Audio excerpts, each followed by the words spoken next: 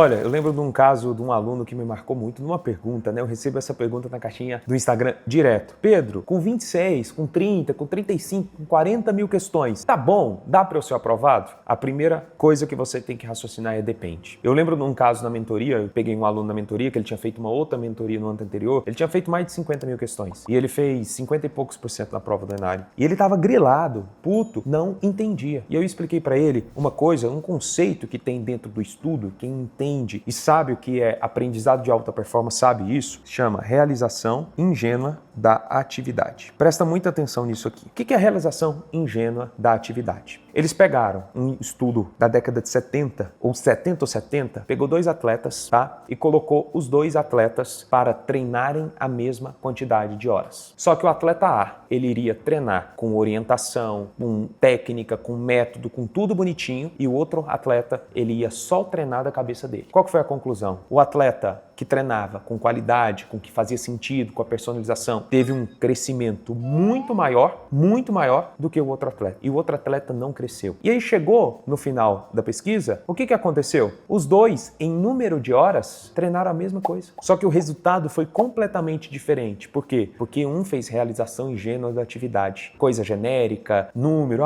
faz 300, 500 questões por semana. Isso é um crime, isso não existe. O outro trabalhava individualização, personalização, vamos melhorar aqui, você está falhando nisso, vamos melhorar, vamos ajustar o treino. E ele evoluiu. Por quê? Porque isso acontece todos os anos com muitos alunos. Esse negócio de ter meta de questão é bacana até um determinado ponto. É bacana para quem mexe com varejo. Bacana para quem tem 5 mil alunos. Isso é bom, porque você não consegue trabalhar a individualização, a personalização. Agora, para quem quer ter resultado, não pode fazer a realização ingênua da atividade. Por quê? Porque às vezes o aluno fica fazendo questão no modo Candy Crush. Quer ver um exemplo clássico que eu pego? O aluno fala assim, Pedro, eu tenho meta de fazer 500 questões por semana. Eu viro para ele, beleza, como é que você está fazendo questão? Não, Pedro, minha meta é 500 questões, eu pego lá, faço assim, assado, leio o comentário e vou para a próxima. Eu, beleza, como é que está seu percentual? Você está crescendo? Tá bom, vou te dar um simulado aqui com os temas que você estudou nas últimas 3 semanas. Como é que tá? Você vai conseguir responder? Não, Pedro, eu sinto que eu estou esquecendo. Lógico. E às vezes ele está fazendo questão viciada, questão fácil. Presta muita atenção nisso aqui.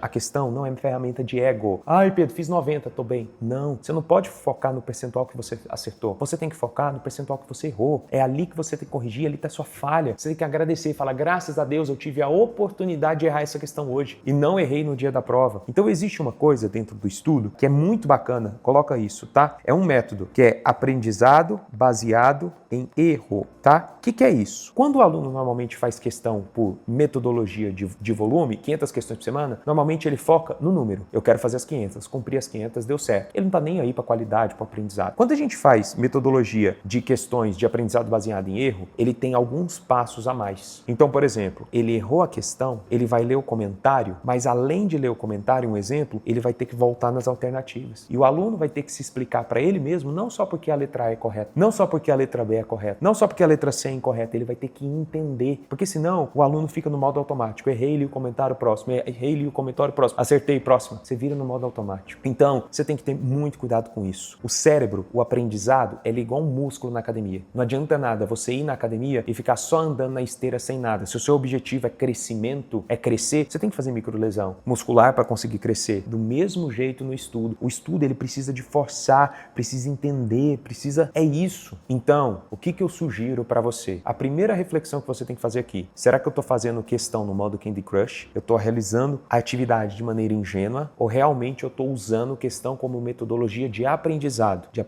baseado em erro? Essa é a primeira reflexão. Vou deixar aqui até mostrando na nossa plataforma da mentoria toda questão que o aluno erra. Olha aqui embaixo, tem aprofunde esse tema. Ele obrigatoriamente, além de ler o comentário, ou ele vai fazer mais flashcards do tema, ou ele vai fazer mais questões daquele tema, ou ele vai ler na apostila, você clica no botão, vai direto para a apostila no lugar, ou esse aluno vai fazer alguma método de aprofundamento. Por quê? Ele vai fazer uma quantidade menor de questões? Vai, Pedro, vai fazer. Mas ele vai aprender muito mais, ele vai entender e não decorar. Quer ver o tanto que isso acontece? Se você pega uma prova na íntegra que você fez ano passado, beleza, você vai fazer ela esse ano. Vão ter várias questões que você vai acertar porque você decorou a questão, não é porque você sabe. E a banca é muito difícil repetir questão. Ela repete tema, mas vai cair outra coisa. Aí você está decorando a questão errado. E do mesmo jeito, vão ter questões que você fez fez, acertou ou errou no ano passado e esse ano você vai errar. Então você tem que tomar muito cuidado com isso. Estou te falando isso para você entender, para você compreender. Estudar não é só sentar a bunda na cadeira e ficar 10 horas. Estudar não é só uma metinha de questões. Estudar não é só cumprir o cronograma. Eu bato isso há vários anos. O meu livro está até... Esse meu livro, Aprendizado Sem Limites, é onde eu falo isso. Os resultados que a gente tem não são resultados à toa, tá? De mais de 2.200 aprovações, quando eu tô, de gente normal. Não é um gênio que passou na USP com 15 anos de idade. Esse cara, independente do que for, ele vai passar, ele é gênio. Ele faz parte de uma pequena parcela da população. O que eu tô falando é de pessoas igual eu, igual você. Pessoas normais. Vencem pelo esforço e não pelo talento. Para isso, você tem que fazer a coisa bem feita. Para isso, você tem que entender de método, de técnica, de estudo. Você tem que entender que não é só cumprir. Porque você não vai chegar na banca e falar assim, ó, aqui, ó, cumpri o cronograma. Aqui, ó, fiz 50 mil questões. Me dá a vaga. Não é. Você tem que fazer